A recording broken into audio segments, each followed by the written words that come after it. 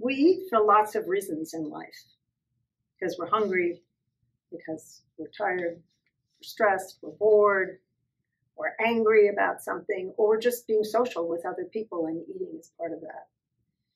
But it's important for us to be able to recognize when we're eating for emotional reasons that have nothing to do with hunger or nutrition. Often people tell me that they don't recognize that emotional eating until after they've already eaten.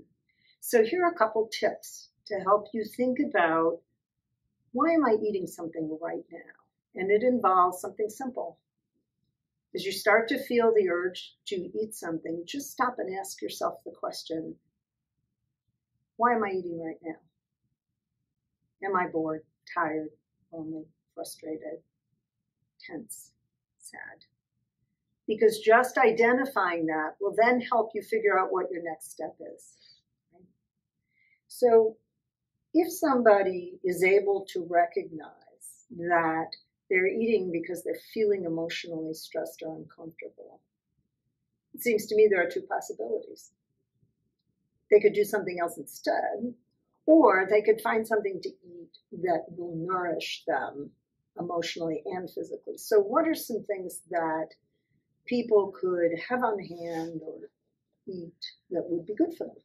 Absolutely. So when we're thinking about emotional eating, if we want to have a snack that's nutritious, one recommendation I have is to pre-portion snacks so that we don't get into the business of overeating. There's all kinds of whole grain crackers and cheese that you could have. If you want something crunchy and salty, you could have an apple with peanut butter for a little protein and fat that is nourishing. Or you could have a hard-boiled egg, again, getting some protein and fat into the body and maybe feeling a little bit better. But other alternatives, instead of snacking, is you could get some fresh air, maybe practice a little deep breathing. You could do some of our exercise snacks that we have on our Can Do website.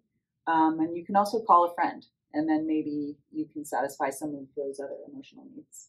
One of the things I like about what you're saying, though, is that in addition to asking yourself why you're eating, you ask what would satisfy it. So for some people, eating something sweet is very different from eating something crunchy and salty.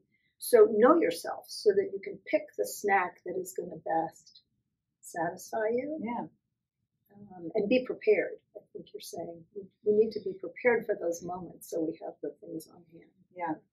If you want something sweet, a little dark chocolate is full of magnesium that can help calm your nerves a little bit. I like that idea. Yeah, awesome. So let's say we get to this point now where we're having the snacks, we didn't pre-portion, and now we've overeaten, and there's some feelings of guilt. How should somebody proceed there? It's a great question, and I think it starts by giving ourselves grace. We always fall into some of these emotional traps occasionally, and so the guilt can serve as a teaching mechanism. So rather than blaming myself, I'm going to think about what was going on before this happened, and how can I learn to better take a break and think about why I want to eat and what is the need I'm trying to fill. And if it's food that I need in the future, how do I prepare myself with healthy snacks that will feel good to me?